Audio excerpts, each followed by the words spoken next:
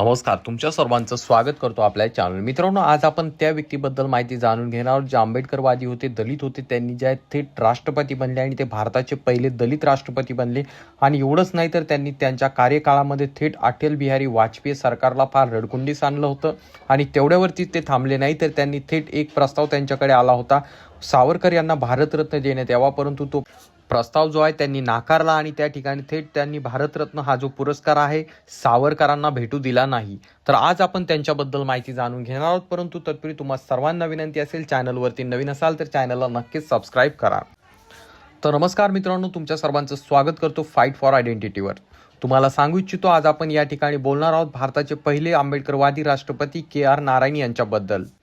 या व्हिडिओमध्ये आपण हे पाहूया KR नारायण हे जे होते नेमके कोण होते, त्यांचं शिक्षण कसं झालं आणि ते राष्ट्रपती पदापर्यंत कसे पोहोचले, ही संपूर्ण माहिती यामध्ये आपण जाणून घेणार आहोत. आणि त्याचसोबत त्यांनी ज्या सावरकरांना भारतरत्न कशा प्रकारे मिळू दिला नाही. तर मंडळी, KR नारायण यांचं पूर्ण नाव होतं कुचेरी रामन नारायण. त्यांचा जन्म झाला होता 5 फेब्रुवारी 1921 रोजी केरळमधील एका दलित कुटुंबात. नारायण लहानपणापासूनच अत्यंत हुशार होते. त्यांचे सुरुवातीचे शिक्षण केरळमधील सरकारी शाळेमध्ये झालं होतं. त्रावणकोरी विद्यापीठातून त्यांनी इंग्रजी विषयामध्ये पदवी घेतल्यानंतर ते पुढील शिक्षण घेण्यासाठी लंडन स्कूल ऑफ इकॉनॉमिक्समधून त्या ठिकाणी ते शिक्षण घेण्यासाठी गेले व तिथून त्यांनी जे शिक्षण पूर्ण केलं. आणि त्यानंतर ते जे आहेत IFS म्हणून त्यांची निवड करण्यात आली, म्हणजे इंडियन फॉरेन सर्व्हिसमध्ये त्यांची निवड करण्यात आली. त्यानंतर 1951 मध्ये त्यांना एका मुलीवरती प्रेम झालं. ती मुलगी विदेशातील होती आणि त्यांना तिच्यासोबत लग्न करायचं होतं. परंतु त्या काळामध्ये कायदा होता, त्या कायद्यानुसार ज्या परदेशी व्यक्तीसोबत लग्न करणे सोपे नव्हते. म्हणून त्यांनी त्यावेळच्या थेट पंतप्रधान जवाहरलाल नेहरू यांना मदत मागितली आणि त्यांच्यासाठी त्यावेळेचा तो कायदा देखील बदलण्यात आला. आणि त्यानंतर त्यांनी त्या ठिकाणी लग्न केलं.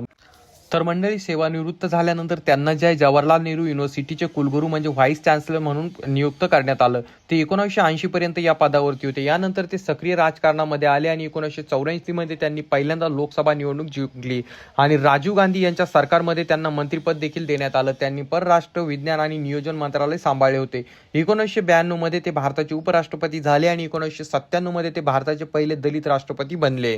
1998 मध्ये अटल बिहारी वाजपेयी यांच्या नेतृत्वाखाली सरकार स्थापन करण्यात आलं आणि 1999 मध्ये उत्तर प्रदेशात राष्ट्रपती राजवट लागू करण्याचा प्रस्ताव राष्ट्रपतींकडे पाठवण्यात आला, जो नारायण यांनी परत पाठविला. यानंतर आणखी एक प्रस्ताव त्यांच्याकडे आला, परंतु त्यांनी तो देखील वापस पाठविला. तो प्रस्ताव होता सावरकरांना भारतरत्न पुरस्कार देण्यात येण्याचा.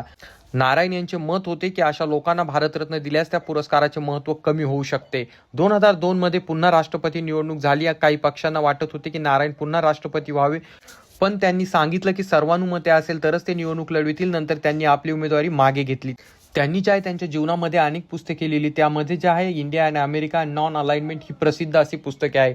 2005 साली त्यांचे निधन झाले. तर ही होती KR नारायण यांची संपूर्ण माहिती. त्यांनी घेतलेल्या त्या निर्णयांबद्दल तुम्हाला काय वाटतं खाली कॉमेंटमध्ये नक्कीच सांगा. चॅनलवरती नवीन असाल तर चॅनलला नक्कीच सबस्क्राईब करा.